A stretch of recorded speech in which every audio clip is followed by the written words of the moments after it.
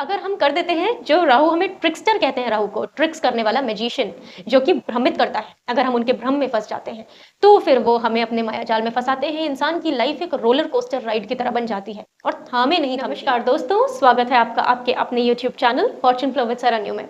दोस्तों, अगर अभी तक आपने अपने इस चैनल को सब्सक्राइब नहीं किया है तो प्लीज सब्सक्राइब करके बेल आइकॉन को हिट कर लें ताकि हमारी कोई भी इंटरेस्टिंग और आपके लिए हेल्पफुल वीडियोस आपसे बिल्कुल भी मिस ना हो। दोस्तों, कभी कभी लाइफ में ऐसा होता है कि सब कुछ परफेक्ट चल रहा है, किसी तरीके की कोई प्रॉब्लम नहीं है, बहुत स्मूथ है लाइफ, हम बहुत खुश हैं।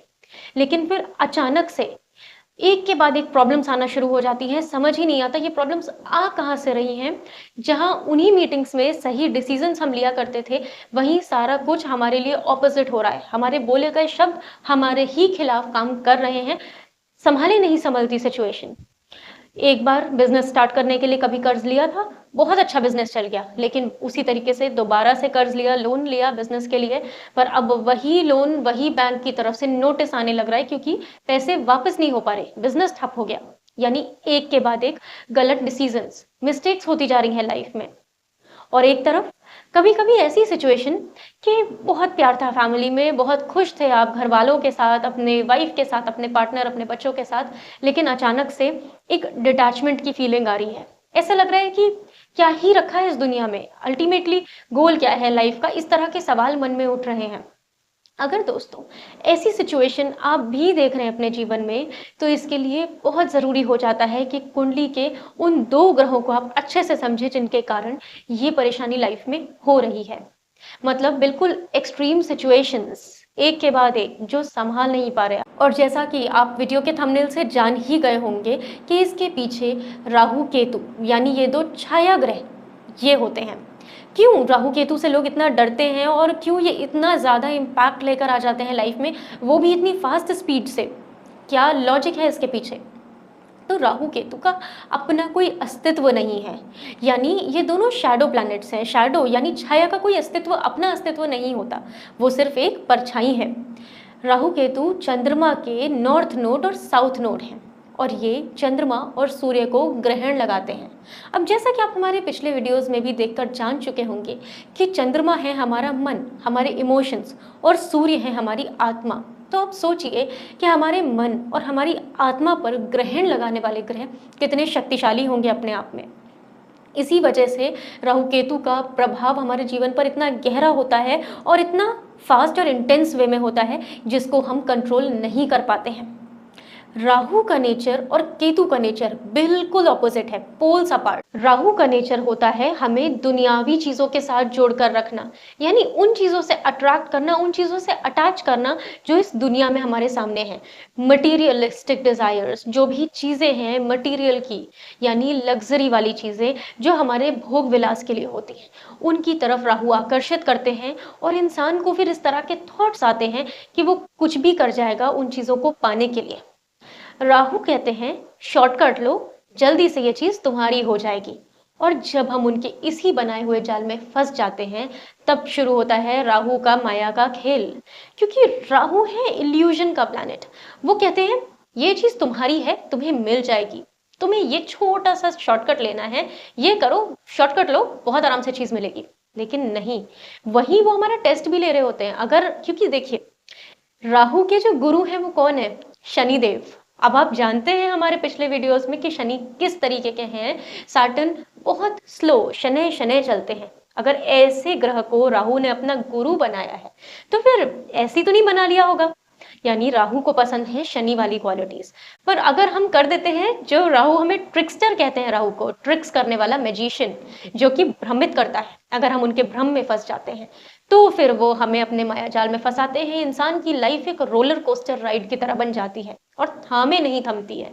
इसीलिए जब राहु का पीरियड आए लाइफ में, यानी अंतरदशा हो, महादशा हो, या राहु कुछ सिग्निफिकेंट हाउसेस से गोचर कर रहे हैं, कुछ ऐसे ग्रहों के ऊपर से गोचर कर रहे हैं जहां वो परेशानी खड़ी कर सकते हैं, इंसान को बहुत केयरफुल रहना होता है ऐसी सिचुएशंस में। अब दूसरी बात करें केतु की, जो कि है चंद्रमा का south node. Ketu totally opposite. Ketu देते हैं डिटैचमेंट, यानी अलगाव। अब जहां राहु कर रहे थे आपको दुनिया से अटैच, वहीं केतु आपको फील कराएंगे कि क्या रखा है इस दुनिया में, मैं क्यों ही अटैच हूँ इन सबसे? ये लोग क्या मेरे साथ आए थे जो मेरे साथ जाएँगे? इस दुनिया में जो मेरे पास है, ये तो मैं साथ नहीं ले जा पाऊँगा। केतु और राहु दोनों एक्सट्रीम की फीलिंग्स देते हैं, यानी Rahu extreme attachment, Ketu extreme detachment. कोई बैलेंस नहीं है दोनों की फीलिंग्स में।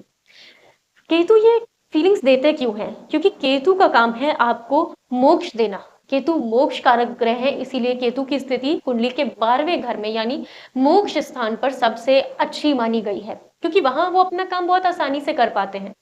तभी वो इंसान को डिटैचमेंट देते हैं, क्योंकि वो चाहते हैं कि उसकी लाइफ में स्पिरिचुअल ग्रोथ हो। अब जिस व्यक्ति का मंदिर से कोई कनेक्शन नहीं है, भगवान की पूजा पाठ नहीं करते हैं, उनको वो एक्सट्रीमली ऐसे सिचुएशंस देंगे कि वो अपने आप डिटैच हो जाएगा लाइफ से।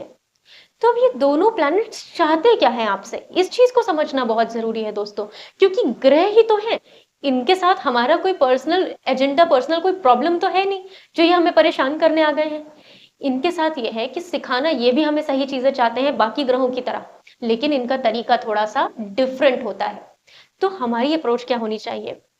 जब राहु का पीरियड आए, आपको समझना है, डिस्ट्रैक्शन से बचना है, इल्यूजन जो भ्रम क्रिएट हो रहा है, शॉर्टकट्स लेने से बचना है, स्लोली स्लोली ही डिसीजंस को लेना है। और राहु के लिए सबसे अच्छा प्लैनेट कौन होता है?